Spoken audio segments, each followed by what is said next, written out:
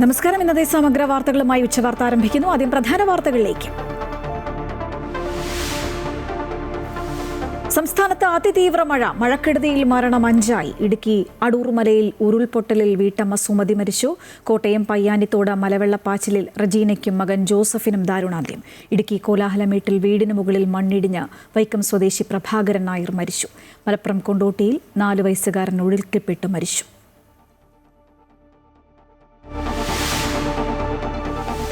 സംസ്ഥാനത്ത് അടുത്ത 3 മണിക്കൂറിൽ 9 ജില്ലകളിൽ റെഡ് അലർട്ട്, 5 ജില്ലകളിൽ ഓറഞ്ച് അലർട്ട്. ദുരന്ത നിവാരണ പ്രവർത്തനങ്ങൾ റവന്യൂ മന്ത്രി എ പി അനിൽകുമാർ ഏകോപിപ്പിക്കും.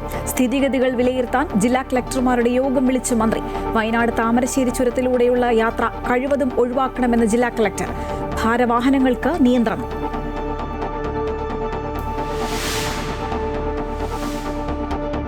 കൊല്ലം നീണ്ടകരയിൽ വള്ളം മറിഞ്ഞ ഒരു മരണം. തങ്കശ്ശേരിയിലും നീണ്ടകരയിലുമായി വള്ളം മറിഞ്ഞ 7 പേരെ കാണാതായി. തിരുവനന്തപുരം മുതലപ്പുഴയിൽ ശക്തമായ കാറ്റിലും മഴയിലും 5 ബോട്ടുകൾ മറിഞ്ഞു.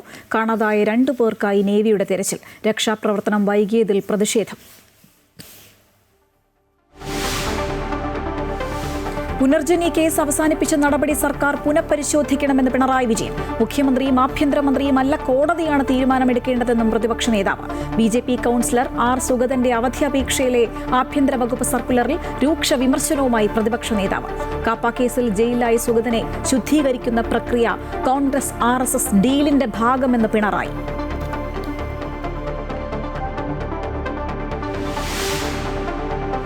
പരീക്ഷാ ക്രമക്കേടുകൾക്കെതിരായ സമരത്തിനിടെ തനിക്കും അമ്മയ്ക്കുമെതിരെ അധിക്ഷേപപരമായ ഭാഷാപ്രയോഗമെന്ന് പ്രധാനമന്ത്രി നരേന്ദ്രമോദി. വഴിതെറ്റിയ ഇത്തരം കുട്ടികളോട് ക്ഷമിക്കുന്നുവെന്നും നിയമ നടപടികളിലേക്ക് വലിച്ചിഴയ്ക്കുന്നത് പ്രശ്നപരിഹാരമല്ലെന്നും മോദി. വിദ്യാർത്ഥികൾക്കെതിരായ പോലീസ് നടപടിയിൽ നരേന്ദ്രമോദിയോട് ക്ഷമാപണം ആവശ്യപ്പെട്ടപ്പോൾ അദ്ദേഹം രാജ്യത്തിന് മാപ്പ് നൽകിയെന്ന് കോൺഗ്രസ്. സംസ്ഥാനത്ത് വാഹനാപകടങ്ങളിൽ 5 മരണം. കുഴിത്തുറയ്ക്ക് സമീപം മാർത്താണ്ഡത്ത് വാഹനാപകടത്തിൽ മരിച്ചത് കാഞ്ഞിരംകുളം സ്വദേശി ശ്രീകുമാറും കാട്ടാക്കട സ്വദേശി സജികുമാറും. തൃശൂർ വടക്കാഞ്ചേരിയിൽ ടോറസ് ലോറി ഇടിച്ച് പത്താങ്കൽ സ്വദേശിനി ഫാത്തിമ സുഹറയ്ക്ക് ദാരുണാന്ത്യം. തൃശൂർ ഒല്ലൂരിൽ ഓട്ടോയ്ക്ക് പിന്നിൽ ലോറി ഇടിച്ച് 2 മരണം. മരിച്ചത് ഓട്ടോ ഡ്രൈവറായ ഡാനിയും യാത്രക്കാരനായ മെജോറിനും. സംസ്ഥാനത്തൊട്ടാകെ അതിതീവ്ര മഴയാണ്. മഴക്കെടുതിയിൽ 5 മരണവും റിപ്പോർട്ട് ചെയ്യപ്പെട്ടിരിക്കുകയാണ്. കനത്ത മഴയിൽ സംസ്ഥാനത്ത് വ്യാപക നാശനഷ്ടം.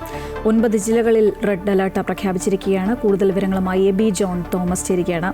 എബി, ഇപ്പോൾ നിലവിലെ മുന്നറിയിപ്പ് പ്രകാരം ഏതൊക്കെ ജില്ലകളിലാണ് റെഡ് അലർട്ട് ഉള്ളത്, ഏതൊക്കെ ജില്ലകളിലാണ് ഓറഞ്ച് അലർട്ട് ഉള്ളത്? ഒപ്പം തന്നെ ഇപ്പോൾ എബി നിൽക്കുന്നത് വിഴിഞ്ഞത്താണ് എന്നാണ് ഞാൻ മനസ്സിലാക്കുന്നത്. അവിടെ മത്സ്യത്തൊഴിലാളികളെ കാണാതായിട്ടുണ്ട്. ഒപ്പം തന്നെ മുതലപ്പുഴയിലും ഇത്തരത്തിൽ വള്ളം മറിഞ്ഞ അപകടം സംഭവിച്ചിട്ടുണ്ടല്ലോ. അത്തരത്തിലുള്ള വിവരങ്ങൾ കൂടി.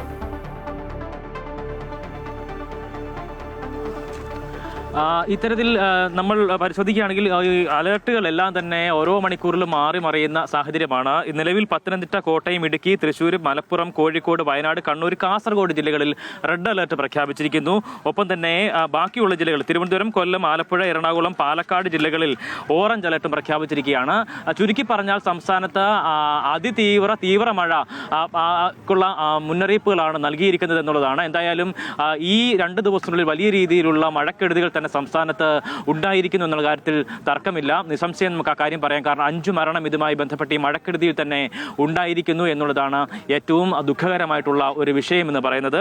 ഒപ്പം തന്നെ ഞാനിപ്പോൾ ഉള്ളത് വിഴിഞ്ഞത്താണ്. വിഴിഞ്ഞത്ത് മത്സ്യത്തൊഴിലാളികൾ, കടലിൽ പോയ ആളുകൾ, അവർ തിരിച്ചു വരുന്നതിനൊക്കെ കാലതാമസമൊക്കെ ഉണ്ടായപ്പോൾ വലിയ രീതിയിലുള്ള ആശങ്കകളൊക്കെ തന്നെയും ഉണ്ടായിരുന്നു. ഇപ്പോൾ ഒരാളാണ് വിഴിഞ്ഞത്ത് നിന്ന് കാണാതായ ഒരാൾ തിരികെ വന്നിട്ടുണ്ട്. ആന്റണി ബെഞ്ചമിൻ തിരികെ വന്നു എന്നുള്ള ഒരു വിവരം നമുക്ക് ഇപ്പോൾ ഈ ഘട്ടത്തിൽ പങ്കുവയ്ക്കാൻ കഴിയും. ഒപ്പം തന്നെ ഒരാൾക്ക് വേണ്ടിയിട്ടുള്ള തെരച്ചിൽ, അവിടെ വിഴിഞ്ഞത്ത് നിന്ന് പോയ ഒരാളാണ്, അയാൾക്ക് വേണ്ടിയിട്ട് തെരച്ചിൽ തുടർന്നുകൊണ്ടിരിക്കുന്നു. ഒപ്പം തന്നെ മുതലപ്പുഴയിലും ശക്തമായ രീതിയിലുള്ള പ്രതിഷേധം ഉൾപ്പെടെ നടക്കുന്നുണ്ട്. അവിടെ 2 പേർ മത്സ്യത്തൊഴിലാളികൾ കാണാതായിരുന്നു.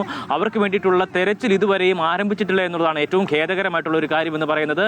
അവിടേക്ക് ഫിഷറീസ് വകുപ്പിന്റെ ബോട്ട്, ഈ റെസ്ക്യൂ ബോട്ട് അവിടേക്ക് എത്തിയിട്ടില്ല ഇതുവരെ. ഇനിയും 45 മിനിറ്റുകൾക്ക് ശേഷം മാത്രമേ ആ ബോട്ടുകൾ എത്തൂ എന്നുള്ളതാണ് നമുക്കിപ്പോൾ ഈ ഘട്ടത്തിൽ മനസ്സിലാക്കാൻ കഴിയുന്ന ഒരു കാര്യം. കാരണം കടൽ അത്രമാത്രം പ്രക്ഷുബ്ധമാണ്, പ്രതികൂല കാലാവസ്ഥയാണ്. വളരെ കുറഞ്ഞ വേഗതയിൽ മാത്രമേ ബോട്ട് ഓടിക്കാൻ കഴിയുകയുള്ളൂ എന്നുള്ളതാണ് ലഭ്യമാകുന്ന വിവരം. അതുകൊണ്ട് തന്നെ ഏതാണ്ട് 20 നോട്ടിക്കൽ മൈൽ വേഗതയിൽ പോയിക്കൊണ്ടിരുന്ന ബോട്ട് ഇപ്പോൾ നിലവിൽ 5 നോട്ടിക്കൽ മൈൽ വേഗതയിൽ മാത്രമാണ് പോകാൻ കഴിയുന്നത് എന്നുള്ളതാണ്. അത്രമാത്രം പ്രതികൂലമായിട്ടുള്ള കാലാവസ്ഥ നിലനിൽക്കുന്നു. ഇതൊക്കെ തന്നെയാണ് ഇവിടെ നിന്നുള്ള പ്രധാനപ്പെട്ട വിവരങ്ങൾ എന്ന് പറയുന്നതായാലും ഈ പ്രവർത്തനങ്ങളെല്ലാം തന്നെ ഏകോപിപ്പിക്കാനുള്ള ചുമതല റവന്യൂ മന്ത്രിക്കാണ്. അദ്ദേഹം അത് ചെയ്തുകൊണ്ടിരിക്കുന്ന കളക്ടർമാരുടെ ഒക്കെ തന്നെ യോഗം വിളിച്ചിട്ടുണ്ട്. ഒപ്പം ജാഗ്രതാ നിർദ്ദേശങ്ങളെല്ലാം തന്നെ പുറപ്പെടുവിച്ചിട്ടുമുണ്ട്. ശ്രീജ, ശരി എബി സൂചിപ്പിച്ചതുപോലെ തന്നെ മഴക്കെടുതി നേരിടാനും രക്ഷാപ്രവർത്തനങ്ങൾ ഏകോപിപ്പിക്കാനും ഇന്ന് ജില്ലാ കളക്ടർമാരുടെ ഓൺലൈൻ യോഗം നടക്കുമെന്ന് അറിയിച്ചിരിക്കുകയാണ് റവന്യൂ മന്ത്രി എ പി അനിൽകുമാർ. ഇടുക്കി, കോട്ടയം, പത്തനംതിട്ട, ആലപ്പുഴ ജില്ലകളിൽ ക്യാമ്പ് ആരംഭിച്ചിട്ടുണ്ട്. ഇടുക്കി, കോട്ടയം ജില്ലകളിലായി കാണാതായ ആളുകളുടെ മൃതദേഹം കണ്ടെത്തിയെന്നും മന്ത്രി അറിയിച്ചു.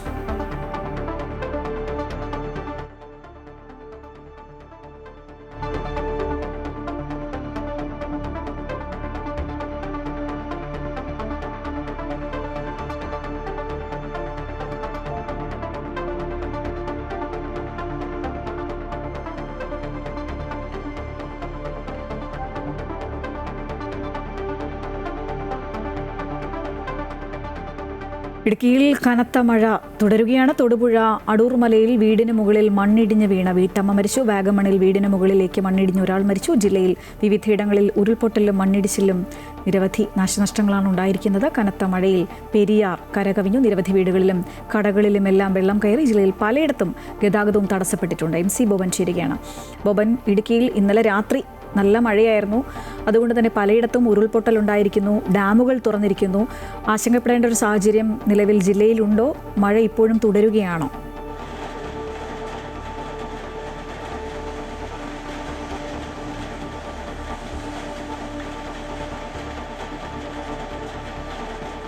ശ്രീജ, രാവിലെ മഴ അല്പം ശമിച്ചിരുന്നുവെങ്കിലും വീണ്ടും മഴ ശക്തമായിരിക്കുന്നു. ഏറെ ആശങ്ക ഉയർത്തുന്ന തരത്തിൽ തന്നെയാണ് മഴ. ഇടുക്കിയുടെ എല്ലാ മേഖലകളിലും ഹൈറേഞ്ച് ലോ റേഞ്ച് വ്യത്യാസമില്ലാതെ എല്ലാ മേഖലകളിലും മഴ ശക്തമായി തന്നെ തുടരുകയാണ്. പെരിയാർ കരകവിഞ്ഞു.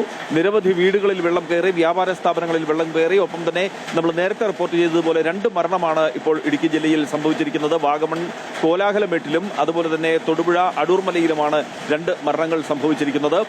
നിരവധി ആളുകളെ ഇപ്പോൾ വീടുകളിൽ നിന്നും ഒഴിപ്പിക്കേണ്ട സാഹചര്യവും മുമ്പ് ജില്ലാ കളക്ടർ നമ്മളോട് പറഞ്ഞതുപോലെ ദുരിതാശ്വാസ ക്യാമ്പുകൾ തുറക്കുന്നതിനുള്ള എല്ലാ സജ്ജീകരണങ്ങളും പൂർത്തിയാക്കിയിട്ടുണ്ട്. ആവശ്യമെങ്കിൽ ആളുകളെ അവിടേക്ക് മാറ്റിപ്പാർപ്പിക്കും. പ്രത്യേകിച്ച് പെരിയാർ തീരത്ത് താമസിക്കുന്ന ആളുകളെ മാറ്റിപ്പാർപ്പിക്കേണ്ട സാഹചര്യം ഉണ്ട് എന്ന് തന്നെയാണ് വിലയിരുത്തുന്നത്. അതുപോലെ തന്നെ ഉരുൾപൊട്ടൽ മേഖലകളിൽ നിന്നും ആളുകളെ മാറ്റിപ്പാർപ്പിക്കണം. ജില്ലയിൽ ചെറുതും വലുതുമായി ഏതാണ്ട് 50-ലധികം ഉരുൾപൊട്ടലുകളും മണ്ണിടിച്ചിലുകളുമാണ് ഇന്നലെ രാത്രി മാത്രം സംഭവിച്ചിരിക്കുന്നത്. ഇന്നിപ്പോൾ വീണ്ടും മഴ ശക്തി പ്രാപിച്ചിരിക്കുന്ന ഒരു സാഹചര്യത്തിൽ ഒരുപക്ഷെ ഉരുൾപൊട്ടൽ സാധ്യത വീണ്ടും വർദ്ധിക്കുകയാണ്. അതുകൊണ്ട് തന്നെ അപകടകരമായ മേഖലയിൽ താമസിക്കുന്ന ആളുകളെ പൂർണ്ണമായും മാറ്റിപ്പാർപ്പിക്കേണ്ടതുണ്ട്. ഒപ്പം തന്നെ ചെറിയ അണക്കെട്ടുകൾ നിറയുന്ന ഒരു അവസ്ഥയുമുണ്ട്. കല്ലാർകുട്ടി, മലങ്കര ഡാമുകളാണ് ഇപ്പോൾ തുറന്നിരിക്കുന്നത്. അതുപോലെ തന്നെ മാട്ടുപ്പെട്ടി, കുണ്ടള ഉൾപ്പെടെയുള്ള ഡാമുകളിലും ജലനിരപ്പ് ക്രമാതീതമായി ഉയരുന്നുണ്ട്. എന്നാൽ ഇടുക്കി ജലാശയത്തിൽ, ഇടുക്കി അണക്കെട്ടിൽ ആശങ്കയുടെ സാഹചര്യമില്ല. 30% വെള്ളം മാത്രമാണുള്ളത്. അതുകൊണ്ട് തന്നെ ഇടുക്കി അണക്കെട്ടിനെ സംബന്ധിച്ച് ആശങ്കപ്പെടേണ്ടതില്ല. എങ്കിലും മറ്റു ചെറിയ അണക്കെട്ടുകൾ നിറയുന്നത് തീർച്ചയായും ആറുകളിൽ, നദികളിൽ വെള്ളപ്പൊക്കത്തിന് സാധ്യത ഉയർത്തുകയാണ്. ആവശ്യമെങ്കിൽ ആളുകളെ മാറ്റിപ്പാർപ്പിക്കും. ശ്രീജ, ശരി ബോബൻ. എന്തായാലും ഇനി കോട്ടയത്തെ കാര്യങ്ങൾ കൂടി അറിയേണ്ടതായിട്ടുണ്ട്. കാരണം കോട്ടയത്ത് വ്യാപക നാശനഷ്ടമാണ് റിപ്പോർട്ട് ചെയ്യപ്പെട്ടിട്ടുള്ളത്. കോട്ടയത്ത് നിന്ന് പ്രശാന്ത് ജോസഫ് ചേരുകയാണ്.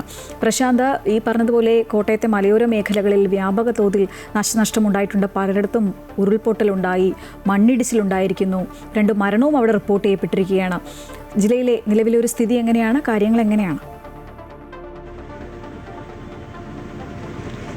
ശ്രീജ, തീർച്ചയായും കോട്ടയം ജില്ലയിൽ ഇപ്പോഴും ഒരു ആശങ്കയുടെ സാഹചര്യം തന്നെയാണ് നിലനിൽക്കുന്നത്. അതിതീവ്ര മഴയ്ക്കുള്ള ഒരു സാധ്യത പരിഗണിച്ച് കോട്ടയം ജില്ലയിൽ ഇപ്പോഴും റെഡ് അലർട്ടാണ് തുടരുന്നത്.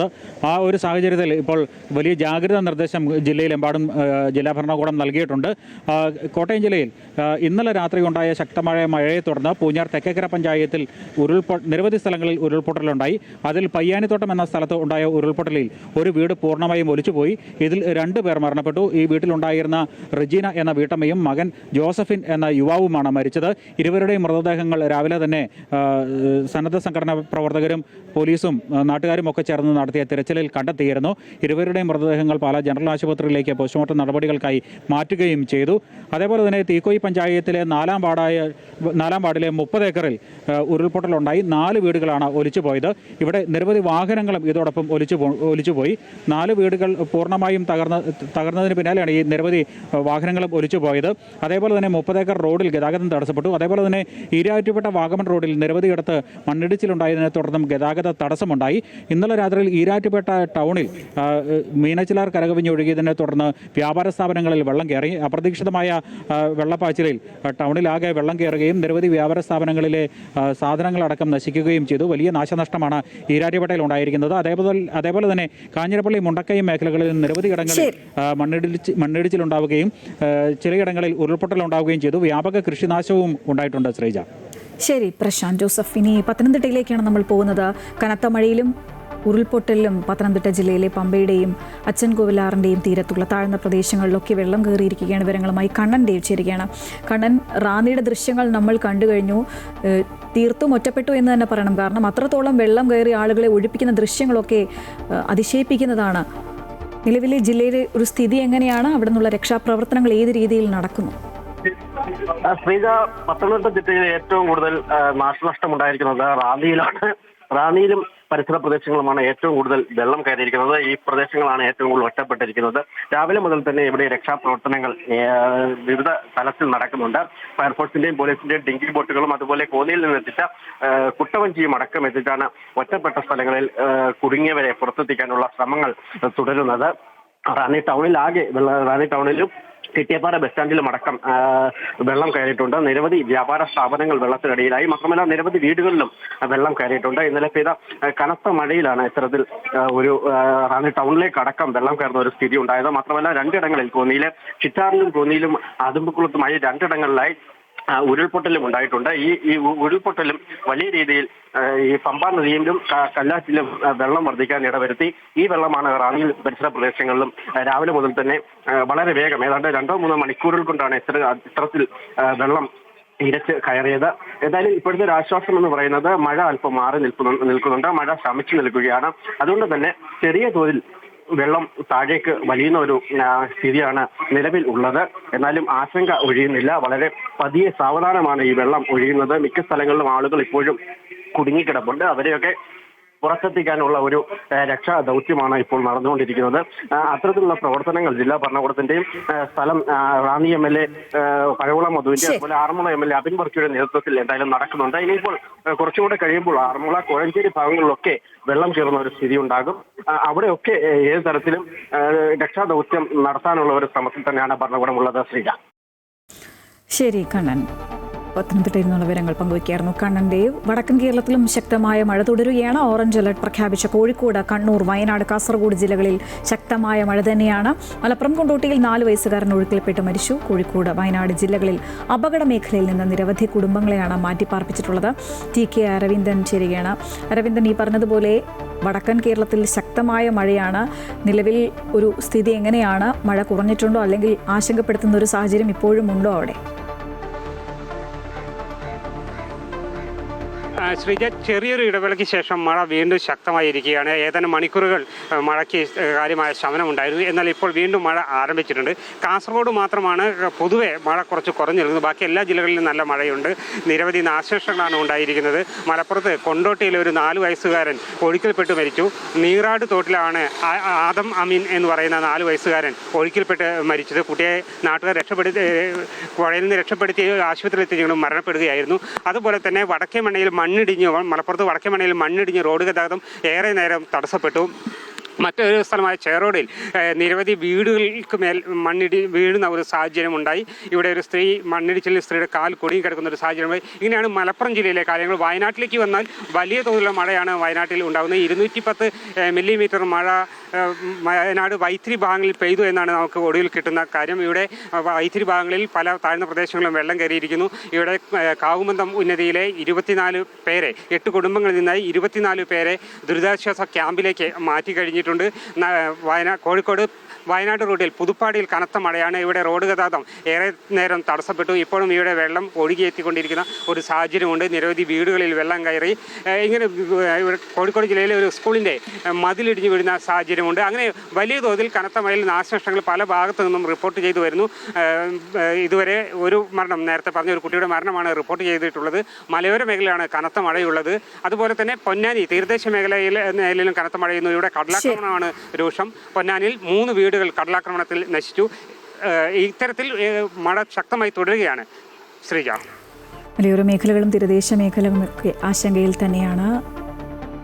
അരവിന്ദനാണ് വിവരങ്ങളുമായി ഒപ്പം ചേർന്നത്. വയനാട് ജില്ലയിലും മഴ ശക്തമായതിനാൽ താമരശ്ശേരി ചുരത്തിലൂടെയുള്ള അത്യാവശ്യമല്ലാത്ത യാത്രകൾ ഒഴിവാക്കണമെന്ന് അറിയിച്ചിരിക്കുകയാണ് വയനാട് ജില്ലാ കളക്ടർ DR മേഘശ്രീ. വൈത്തിരി ലക്കിടി മേഖലയിൽ കഴിഞ്ഞ 24 മണിക്കൂറിൽ അതിതീവ്ര മഴ പെയ്തതിനാൽ ജില്ലയിൽ നിന്നും കോഴിക്കോടേക്കും കോഴിക്കോട് ജില്ലയിൽ നിന്ന് വയനാട്ടിലേക്കുമുള്ള അത്യാവശ്യമല്ലാത്ത യാത്രകൾ ഒഴിവാക്കണമെന്നും അവശ്യ സർവീസുകൾ മാത്രമേ ചുരത്തിലൂടെ അനുവദിക്കൂ എന്നും ജില്ലാ കളക്ടർ അറിയിച്ചു. ഭാരവാഹനങ്ങൾക്കും വിനോദസഞ്ചാരികൾക്കും നിയന്ത്രണമുണ്ടാകും. തിരുവനന്തപുരം മുതലപ്പുഴയിലെ രക്ഷാപ്രവർത്തനത്തിന് സർക്കാർ നേവിയുടെ സഹായം തേടി. പ്രദേശത്ത് നിന്നും കാണാതായ ഒരാൾ തിരികെ വന്നു. ആന്റണി ബെഞ്ചമിനാണ് തിരികെ വന്നത്. 5ഓളം മത്സ്യബന്ധന ബോട്ടുകളാണ് മറിഞ്ഞത്. ഇന്നലെ രാത്രി ശക്തമായ കാറ്റിലും മഴയിലുമാണ് അപകടമുണ്ടായത്. ശംഖുമുഖം, മുതലപ്പുഴ, വിഴിഞ്ഞം, പുതുക്കുറിശി എന്നിവിടങ്ങളിൽ നിന്ന് ഇന്നലെ കടലിലേക്ക് പോയവരുടെ കണക്ക് സർക്കാർ ശേഖരിക്കുന്നുണ്ട്. എത്ര പേർ മീൻ പിടിക്കാൻ പോയി എന്നതിൽ വ്യക്തത വരുത്താനാണ് കണക്കെടുക്കുന്നത്. അതിനിടെ മുതലപ്പുഴയിൽ വീണ്ടും പ്രതിഷേധം. രക്ഷാപ്രവർത്തനം വൈകുന്നതിലാണ് നാട്ടുകാരുടെയും കാണാതായവരുടെ ബന്ധുക്കളുടെയും പ്രതിഷേധം. മന്ത്രി CP ജോൺ വിഴിഞ്ഞം സന്ദർശിച്ചു. 4 മണിക്ക് പറഞ്ഞു 4 മണിക്ക് തെരച്ചിൽ നടക്കുമെന്ന് കണ്ടില്ല. 5 മണിയായിട്ട് 5 മണിക്ക് തെരച്ചിൽ നടക്കുമെന്ന് പറഞ്ഞു കണ്ടില്ല. ഞങ്ങൾ 5:30 അവിടെ ഉണ്ട്. 5:30 പോയതിനു ശേഷം 6-6:15 എപ്പോഴാണ് ഇവിടെ നിന്ന് പോലീസ് വരുന്നത്. അതുവരെ ഒരു തെരച്ചിലില്ല. ഇവിടെ വിളിച്ചു പറഞ്ഞ് കോസ്റ്റ് ഗാർഡ് ഉണ്ട്, അവരുണ്ട് തെരച്ചിലിന്. ഞാനൊരു കാര്യം ചോദിക്കട്ടെ, ഒരു അപകടം നടക്കുമെന്ന് അവർക്കറിയാം. മഴയും കാറ്റും വരുമ്പോൾ അപകടം നടക്കുമെന്ന് അവർക്കറിയാം. അപ്പൊ എന്തുകൊണ്ട് ഒരു കോസ്റ്റ് ഗാർഡിന്റെ കപ്പലിനെ അവർ നിയമിച്ചില്ല? കൊല്ലത്ത് 2ഇടങ്ങളിൽ വള്ളം മറിഞ്ഞ് 7 പേരെ കാണാതായി. നീണ്ടകരയിലും തങ്കശ്ശേരിയിലുമാണ് വള്ളം മറിഞ്ഞത്. നീണ്ടകരയിൽ ഇന്നലെ വള്ളം മുങ്ങി ഒരാൾ മരിക്കുകയും 2 പേരെ കാണാതാവുകയും ചെയ്തിരുന്നു. കൊല്ലത്ത് കിഴക്കൻ മേഖലയിൽ ശക്തമായ മഴയാണ്. തിരുവനന്തപുരം ചെങ്കോട്ട പാതയിൽ കുളത്തൂപ്പുഴ 30 അടി പാലത്തിൽ വെള്ളം കയറി. മലയോര ഹൈവേയിൽ ഗതാഗതം തടസ്സപ്പെട്ടു. കുളത്തൂപ്പുഴ ചോഴിയക്കോട് മിൽപ്പാലം പ്രദേശത്ത് വീടുകളിലേക്ക് വെള്ളം കയറുകയാണ്. ഇവരെ താൽക്കാലികമായി മാറ്റി പാർപ്പിക്കുന്നതിനുള്ള നടപടികൾ തുടങ്ങി. ജില്ലയിലെ വിനോദസഞ്ചാര കേന്ദ്രങ്ങളായ പാലരുവി, കുംഭാവുരുട്ടി എന്നീ വെള്ളച്ചാട്ടങ്ങൾ അടച്ചു. സഞ്ചാരികൾക്ക് വിലക്കും ഏർപ്പെടുത്തിയിട്ടുണ്ട്. അച്ചൻകോവിൽ മേഖലയിൽ ഉൾവനത്തിൽ കനത്ത മഴയാണ്. കുളമാരിയങ്കാവിൽ ശക്തമായ കാറ്റിലും മഴയിലും മരങ്ങൾ കടപുഴകി വീണു. എറണാകുളം ജില്ലയിൽ ഇന്ന് ഓറഞ്ച് അലർട്ടാണ്. കോതമംഗലം പൂയംപുട്ടിപ്പുഴ കരകവിഞ്ഞു. മണികണ്ഠൻ ചാൽ ചപ്പാത്ത് മുങ്ങി. ഈ പ്രദേശത്ത് നിരവധി ആദിവാസി മേഖലകൾ ഒറ്റപ്പെട്ടു. മണികണ്ഠൻ ചാൽ, കല്ലേലിമേട് മലയോര ഗ്രാമങ്ങളും ഒറ്റപ്പെട്ടു. ഉരുളൻതണ്ണിയിൽ അങ്കണവാടിയുടെ മതിലിടിഞ്ഞു വീണു. അട്ടിക്കളത്ത് ജനവാസ മേഖലകൾ വെള്ളപ്പൊക്ക ഭീഷണിയിലാണ്. മൂവാറ്റുപുഴ 6-ലും തൊടുപുഴ 6-ലും ജലനിരപ്പ് അപകട നിലത്ത് പിന്നിട്ടു. നദികളുടെ തീരത്തുള്ളവർ ജാഗ്രത പാലിക്കണമെന്ന് ദുരന്ത നിവാരണ അതോറിറ്റി മുന്നറിയിപ്പ് നൽകി. ജില്ലയുടെ നഗരമേഖലകൾ ശാന്തമാണ്. എന്നാൽ വരും മണിക്കൂറുകളിൽ മഴ കനക്കാനാണ് സാധ്യത. ശക്തമായ മഴയ്ക്കും മണിക്കൂറിൽ 50 മുതൽ 60 കിലോമീറ്റർ വരെ വേഗതയിൽ ശക്തമായ കാറ്റിനും സാധ്യതയുണ്ട്. കാസർഗോഡ് പനത്തടി നെല്ലിക്കുന്നിൽ ശക്തമായ കാറ്റിലും മഴയിലും വീട് തകർന്നു. നെല്ലിക്കുന്നിലെ ജയരാജേഷിന്റെ വീടാണ് തകർന്നത്. ഇന്ന് രാവിലെയായിരുന്നു സംഭവം. അപകടത്തിൽ ആർക്കും തന്നെ പരിക്കേറ്റിട്ടില്ല. കാറ്റിൽ ഓടുകൾ മേൽക്കൂരയടക്കം തകർന്ന് വീണ് വാസയോഗ്യമല്ലാതായി. സംസ്ഥാനത്ത് വിവിധ ജില്ലകളിൽ ശക്തമായ മഴ തുടരുന്ന സാഹചര്യത്തിൽ ആരോഗ്യവകുപ്പ് ഉദ്യോഗസ്ഥരുടെ അടിയന്തര യോഗം വിളിക്കാൻ ആരോഗ്യമന്ത്രി K മുരളീധരന്റെ നിർദ്ദേശം. ഓൺലൈനായാണ് ആരോഗ്യവകുപ്പ് ഡയറക്ടർ ഡോക്ടർ മീനാക്ഷിയുടെ അധ്യക്ഷതയിൽ യോഗം നടക്കുക. ജില്ലാ മെഡിക്കൽ ഓഫീസർമാരും NHM ജില്ലാ പ്രോഗ്രാം മാനേജർമാരും യോഗത്തിൽ പങ്കെടുക്കും. ദുരിതാശ്വാസ ക്യാമ്പുകളുടെ പ്രവർത്തനം, പ്രാദേശികമായി നടത്തേണ്ട ക്രമീകരണങ്ങൾ എന്നിവ സംബന്ധിച്ച നിർദ്ദേശങ്ങളും യോഗത്തിൽ നൽകും. ജില്ലകളിലെ സ്ഥിതിഗതികൾ വിലയിരുത്തിയ ശേഷം തുടർ നടപടികൾ സ്വീകരിക്കും. കുഴിത്തുറയ്ക്ക് സമീപം മാർത്താണ്ഡത്ത് വാഹനാപകടത്തിൽ 2 പേർ മരിച്ചു. കാഞ്ഞിരംകുളം സ്വദേശി ശ്രീകുമാറും കാട്ടാക്കട സ്വദേശി സജികുമാറുമാണ് മരിച്ചത്. പെയിന്റിംഗ് തൊഴിലാളികളാണ് ഇരുവരും. ഇവർ സഞ്ചരിക്കുകയായിരുന്ന ബൈക്കിന് പിന്നിൽ അമിത വേഗതയിൽ പാൽ കയറ്റി വന്ന വാൻ ഇടിക്കുകയായിരുന്നു. തൃശൂർ വടക്കാഞ്ചേരി മേൽപ്പാലത്തിൽ ടോറസ് ലോറി കയറി ഇറങ്ങി യുവതിക്ക് ദാരുണാന്ത്യം. പത്താങ്കൽ സ്വദേശിനി 39-കാരി ഫാത്തിമ സുഹറയാണ് മരിച്ചത്. ഇന്ന് രാവിലെ 8 മണിയോടെയായിരുന്നു അപകടം. ഭർത്താവിനൊപ്പം ഇരുചക്ര വാഹനത്തിൽ വടക്കാഞ്ചേരി ഭാഗത്തേക്ക് പോവുകയായിരുന്നു ഫാത്തിമ. ഒരേ ദിശയിൽ സഞ്ചരിക്കുകയായിരുന്ന വാഹനങ്ങൾ മേൽപ്പാലത്തിന് മുകളിൽ വെച്ച് അപകടത്തിൽപ്പെടുകയായിരുന്നു. തൃശൂർ ഒല്ലൂരിൽ വാഹനാപകടത്തിൽ 2 മരണം. ഓട്ടോയ്ക്ക് പിന്നിൽ ലോറി ഇടിച്ചതിന് പിന്നാലെ എതിരെ വന്ന ടൂറിസ്റ്റ് ബസ്സിൽ ഓട്ടോ ഇടിച്ചു കയറുകയായിരുന്നു. ഓട്ടോ ഡ്രൈവറായ രാനി, ഓട്ടോയിലുണ്ടായിരുന്ന മെജോറിൻ എന്നിവരാണ് മരിച്ചത്. ഇന്ന് പുലർച്ചെ 4 മണിയോടെയായിരുന്നു അപകടം. അപകടത്തെ തുടർന്ന് പ്രദേശത്ത് മണിക്കൂറുകളോളം ഗതാഗതം തടസ്സപ്പെട്ടു. തുടർന്ന് പോലീസ് എത്തി വാഹനങ്ങൾ നീക്കിയാണ് ഗതാഗതം പുനഃസ്ഥാപിച്ചത്. പുനർജനി കേസ് അവസാനിപ്പിച്ച നടപടി സർക്കാർ അടിയന്തരമായി പുനഃപരിശോധിക്കണമെന്ന് പ്രതിപക്ഷ നേതാവ് പിണറായി വിജയൻ. പരാതിക്കാരന് നോട്ടീസ് നൽകുകയോ മന്ത്രിസഭയിൽ തീരുമാനിക്കുകയോ ചെയ്തിട്ടില്ല.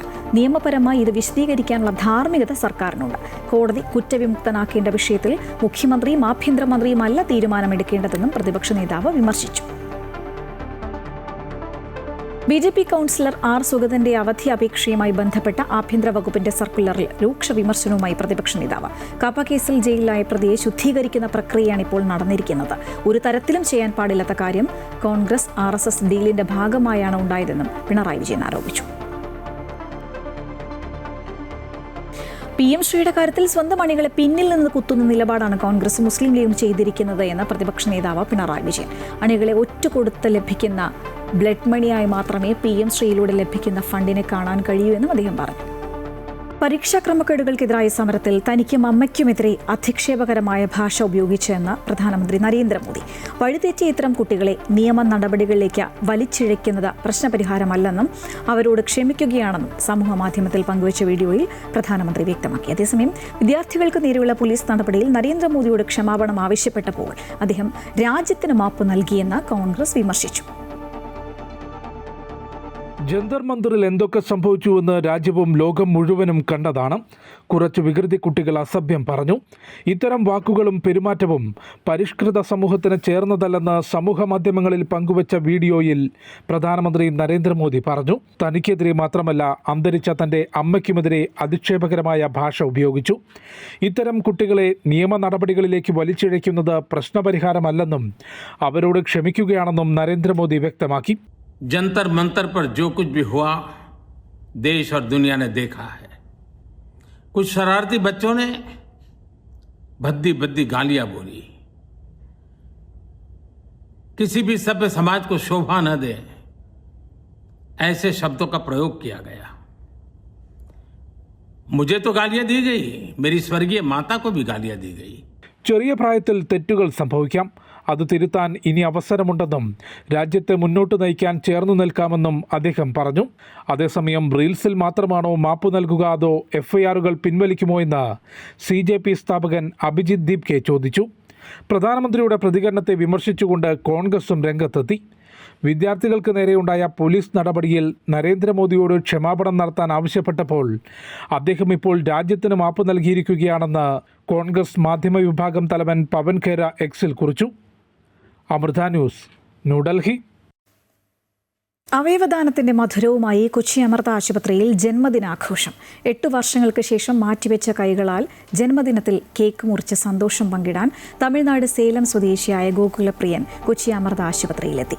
കൈമാറ്റ ശസ്ത്രക്രിയയ്ക്ക് നേതൃത്വം നൽകിയ അമൃത ആശുപത്രിയിലെ head and neck, plastic and craniofacial surgery വിഭാഗം മേധാവിയുമായ ഡോക്ടർ സുബ്രഹ്മണ്യ അയ്യർക്കും ടീമിനുമൊപ്പവുമാണ് ഗോകുലപ്രിയൻ തന്റെ ജന്മദിന സന്തോഷം പങ്കുവച്ചത്.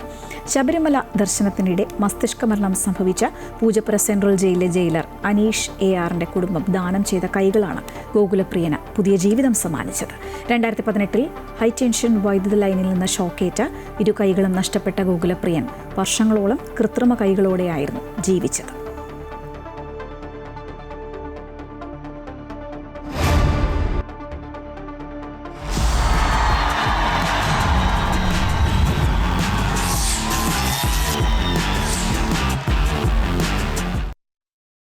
കോമൺവെൽത്ത് ഗെയിംസിൽ പുരുഷന്മാരുടെ ജാവലിൻ ത്രോയിൽ ഇന്ത്യയ്ക്ക് ഇരട്ട നേട്ടം. നീരജ് ചോപ്ര വെള്ളിയും യശ്വീർ സിംഗ് വെങ്കലവും നേടി. സീസണിലെ ഏറ്റവും മികച്ച ദൂരമായ 85.83 മീറ്റർ പ്രകടനം കാഴ്ചവെച്ച നീരജ് ആദ്യം മുന്നിലെത്തിയെങ്കിലും സ്വർണം നേടാനായില്ല.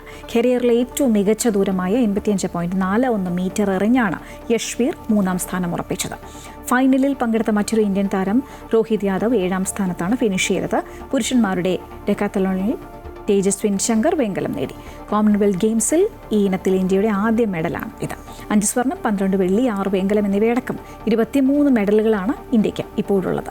അത്ലറ്റിക്സ്, ബോക്സിംഗ് തുടങ്ങിയ ഇനങ്ങളിലടക്കം ഇന്ത്യ എന്ന മെഡൽ പ്രതീക്ഷയോടെ ഇറങ്ങുകയാണ്.